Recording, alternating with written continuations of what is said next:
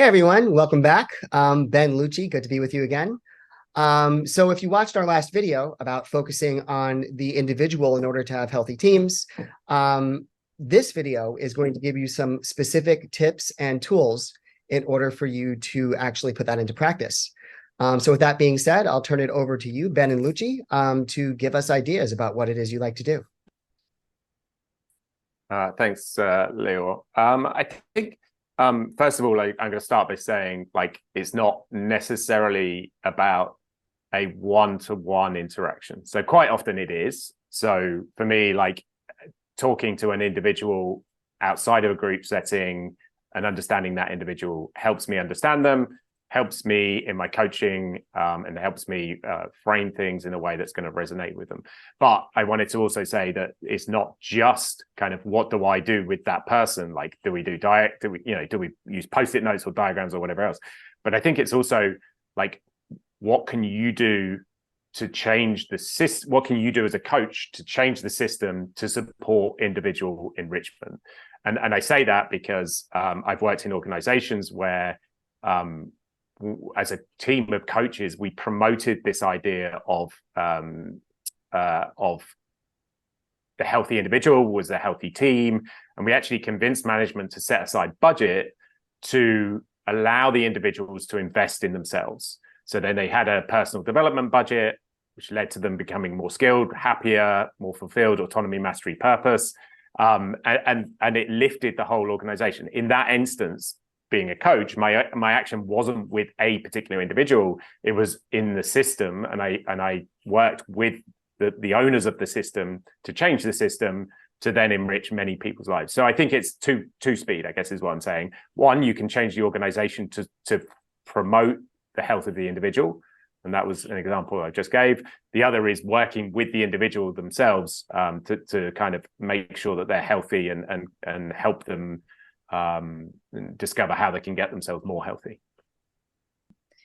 Yes, I connect with what we do mostly is we take the time to have one-on-one conversations with people, actually scheduled that in our calendar. It's not like, oh, let's talk sometime. Maybe, yes, that also adds a lot of value, but actually to have one-on-ones with people and have this conversation that it has to do not only with maybe there's something that concerns about the task or what they are doing, and at the same time to really talk about how they are doing in their personal level, like at work also, but how are you feeling? Are you okay? Is there something that's going on it's not allowing you to focus on the task, and to ask questions that would allow that person to speak up in a safe environment. That is something that we do a lot. And also to connect with, maybe this is more in a higher level, but it actually helps. And is to think, why are you doing what you are doing? And as I always say it has to do with purpose. But we realize that purpose is core to organizations right now, and to people, and to really think about that, because once they can identify their purpose, they would organize their lives and prioritize everything connected to that. And that means taking care of themselves, and also performing better, because they would align everything to something that is more important than themselves. So that's another thing that we work with people. Lucci, I was listening to you talk and I was like, when's she going to say the P word? When's she going to say the P word? Here it comes. It's coming. Purpose. Yes.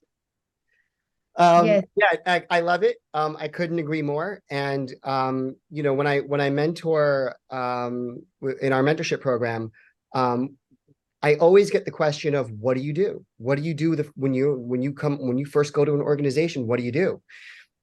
So the first thing you're going to do is you're going to take everybody in your orbit, every immediate team member, product owner. You're going to find out who the stakeholders are, and you're going to put 30 minutes on their calendar. And you're going to ask them a few questions, and you should ask them some questions about their personal life first, and build up that rapport.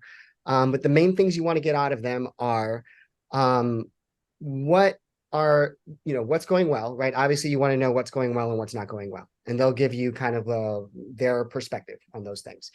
Then what you want to do is you want to ask them, what is a persistent problem that drives you crazy that won't go away? And finally, if you were, if I gave you a magic wand and you could do one thing, what would you use that magic wand to fix? And it's not always that persistent thing that won't go away, right? Sometimes they focus on something that is upside oriented and not something that's irritating to them. But then I compile all of that information. I put it in my little coaching notes document for that gig. And you'll start to see patterns emerge.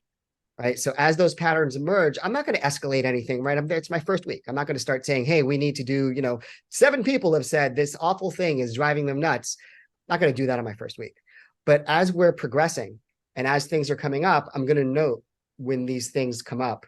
And I'll know internally that this is something that needs to be focused on, and I'll build a case accordingly.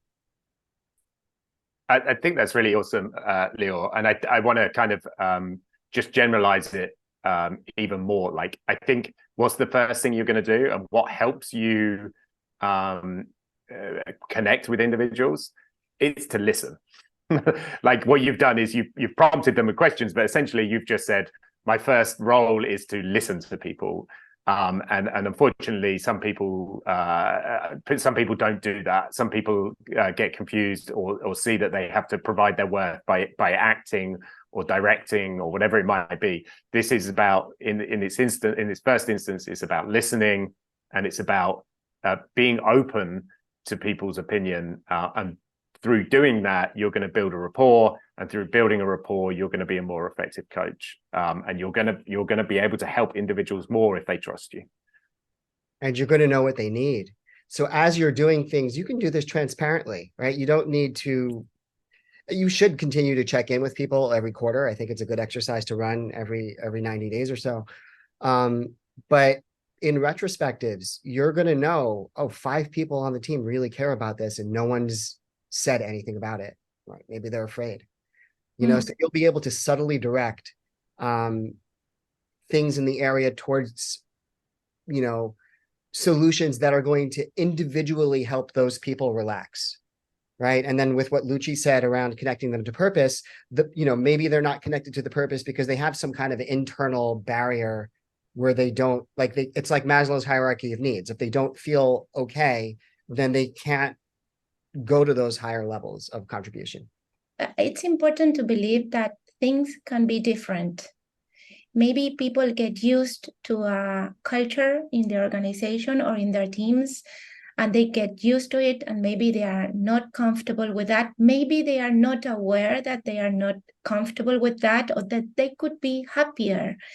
And the first step is to make a pause and reflect and stop and think about this. And once they identify that, they can do something to make things different. And maybe it is to raise this issue in a constructive way with their leader.